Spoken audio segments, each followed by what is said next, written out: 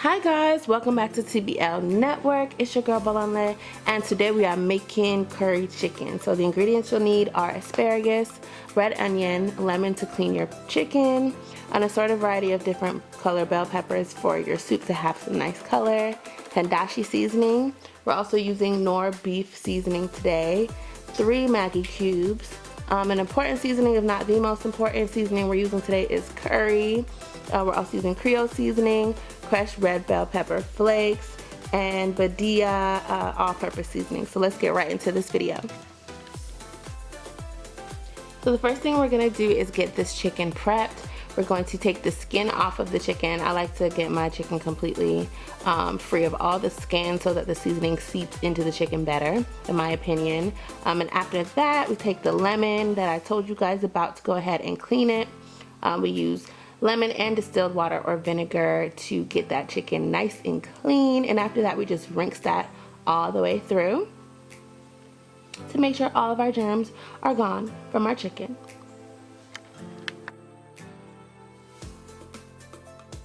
Alright, next up, we're prepping all of our vegetables. We're cutting every single one of these beautiful vegetables into dice-sized pieces so that we can have texture in our soup.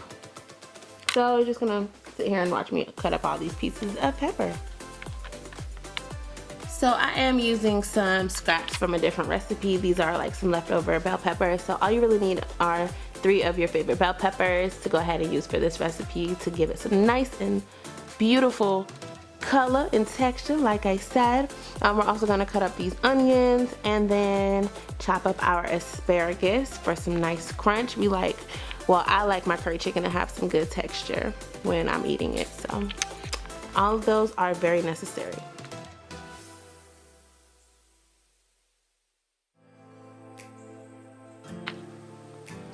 Alright, so the next step is one of my favorite steps, which is seasoning. So I went ahead and put that Knorr beef seasoning in. Next, I'm sprinkling in some of that good old Creole seasoning, a good generous amount of that. And then an even more generous amount of curry. Like I said, like we know this is curry chicken, this is the curry chicken recipe. So get into that curry. Don't be scared. Be pouring it. Make this thing the way it's supposed to taste. This is curry chicken, so fear not.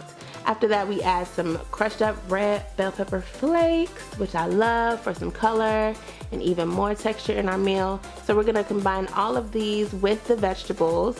And I like to use my hands to massage the ingredients, all of the ingredients in.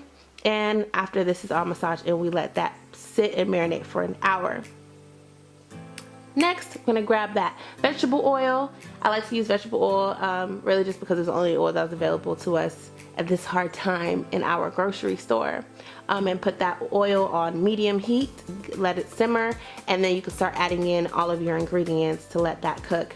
Keep in mind that I do not add any broth. I don't like using chicken broth for my curry chicken because the chicken itself is gonna boil and make a beautiful, delicious broth. These potatoes, see these potatoes right here? They're very, very necessary. I'm sorry to not add them to the list of ingredients earlier, but those are going to help with the texture of our soup as well, of our curry chicken mixture. So adding these helps it get thick and delicious and delectable. It also cooks up that flavor, and it's an addition to some of the texture that we're gonna have in this delicious curry chicken. Right here you see me using my secret ingredient, Hondashi seasoning. Then I just like to add a little bit more seasoning to taste. This is a Maggie cube that I'm adding.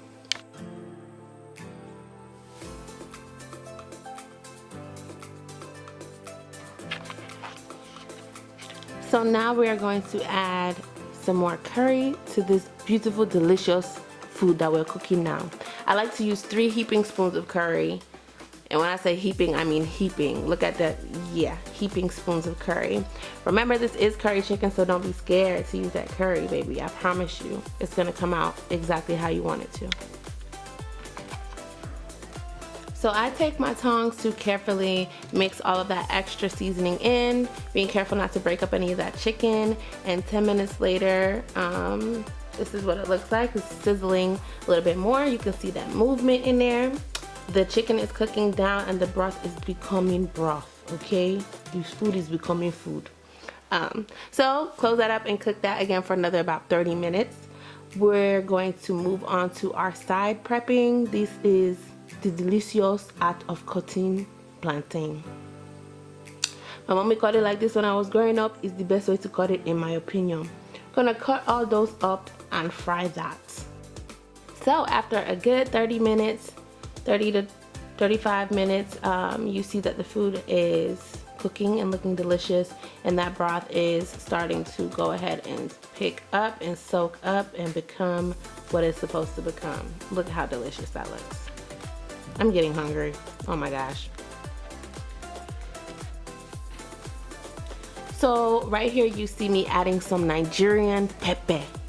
We were Nigerian, no, we're making a Jamaican or Caribbean dish, excuse me, but we like pepper and spice. So I just added some good Nigerian pepper to go ahead and make that thing kick, okay? After that is done, we're gonna go ahead and add those asparagus at the very end so that they're nice and crunchy, and it has all the texture and flavor that we want. I keep saying texture, but you guys don't understand.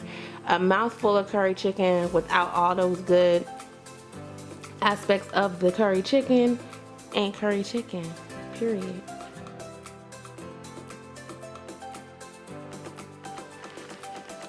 Okay, fam bam, this is the final result. Look at how delicious that looks. It's absolutely tantalizing. It smells so good.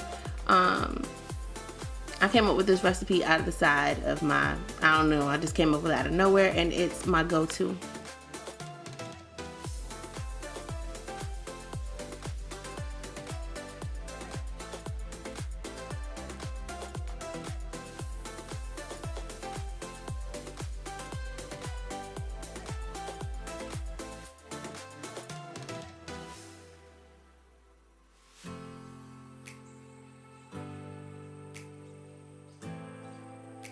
Wow.